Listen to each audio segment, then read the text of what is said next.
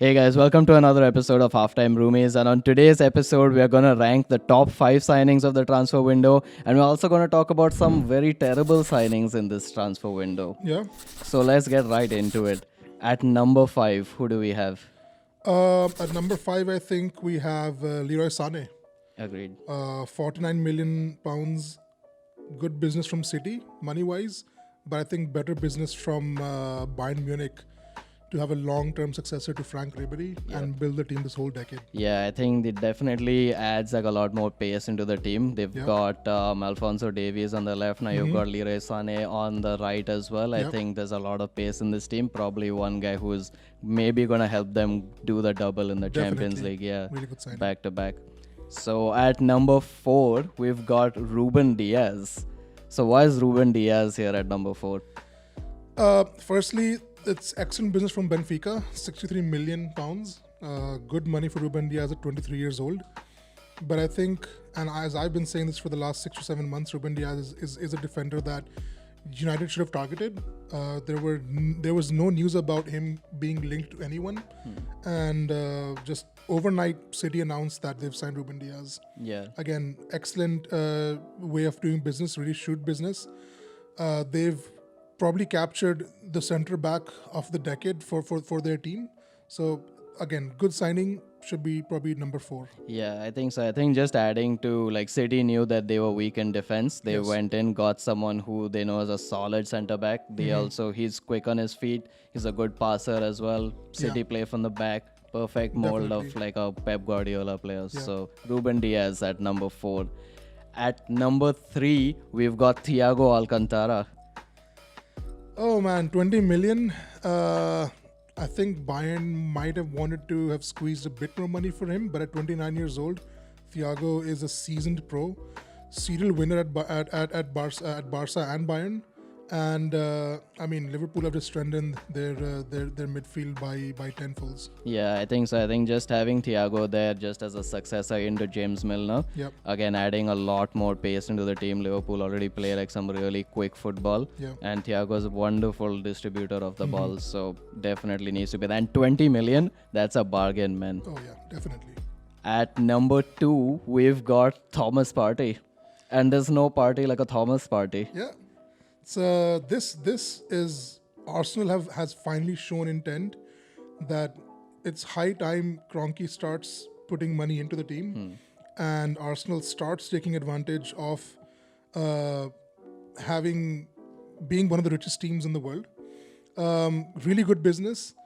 50 million, Atletico made good money on this, but I think in the long term for the next decade, Arsenal are definitely sorted in that midfield. Yeah, definitely. Just because I think Thomas Partey, solid discipline coming from a team like Atletico Madrid. Yeah. He's strong. He's, I think he frees up, I think, Ceballos to just play a little bit more with free reign going forward. And they don't really need to be so wary about like what's happening at the back and no more David Luiz mistakes. Yeah. And So, they might not even miss Ozil at this point. yeah, I think so. Yeah, so I think definitely he justifies his place over there. I think he brings in that solid defensive need for Arsenal, which has always been a big gap. Definitely. So honestly, big props to Arteta for that.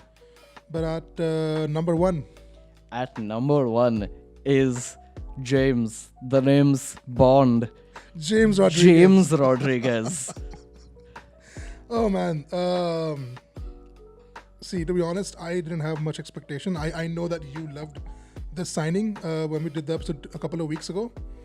But what he's done the last couple of weeks, definitely the best signing of the summer. At 25 million, Everton have really signed a player that they needed, that Ancelotti likes, and Ancelotti can really play with. Yeah, I think so. I think he really raises the profile of Everton as a club as well. Yeah. And I think he just brings in just as that attacking like midfield. I think even given the form that Calvert-Lewin and Richarlison are also in, Definitely. I think he's that player who's definitely going to distribute well, bring those balls in, and he's scored a couple of goals as well. So James Rodriguez honestly won for I think hands down signing of the summer so far. Definitely. Yeah. But that's the best 5. Let's not forget the worst 5. Yo, I think most of the worst five are just going to be Barcelona, Barcelona based. They have done some terrible, shitty business. So, as an example, Rakitic has gone for 1 million. One. Yeah. And Oh, man. same with Arturo Vidal as Arturo well. Vidal. Just 1 million. Like I know, like they're like short on cash and shit, but this is properly like one of those things where it's like some dude who's offering to like suck dick for crack. Yeah, this is pure shithousery from Joseph Bartomeu. So yeah, Rakitic is one signing, who's terrible for 1 million. Vidal gone for 1 million. Suarez gone for free For free. at Yeah, man. 32 years old to a rival Yeah. for free.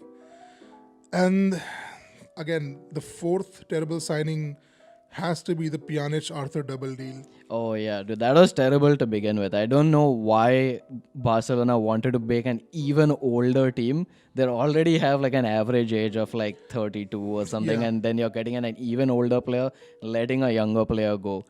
You made like 12 million of the thing, like just based off the swap, but again, This not is justified. terrible business.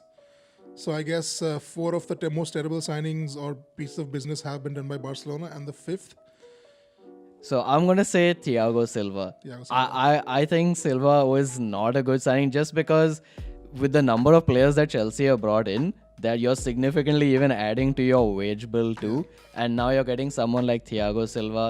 Maybe he gives you a little bit of like experience, but I think even in that first game itself where he played, direct mistake leading to a goal. So I think Thiago Silva not good. yeah, yeah. So I think that's our top five and worst five signings.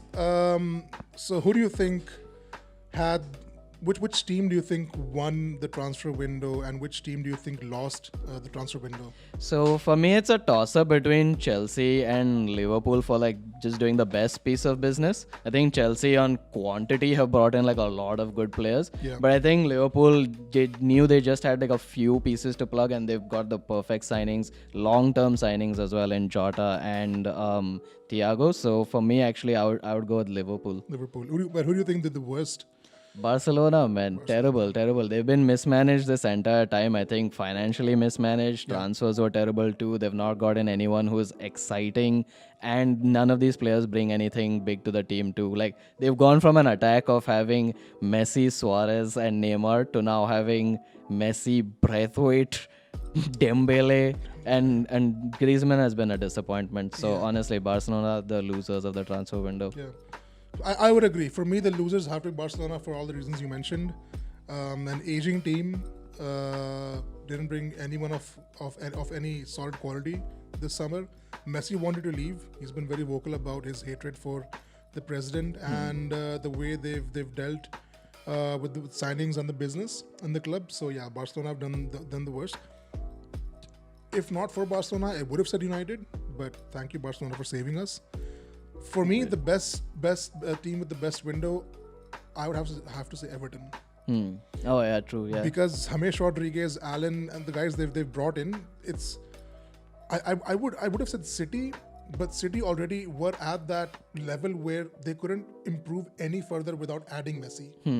But Everton have gone from being a 12th, 11th kind of ranked team to now potentially being a top four. Yeah, for sure. And Definitely. I think that's the biggest jump any team has made, especially in the Premier League this season. So for me, it's Everton. Nice.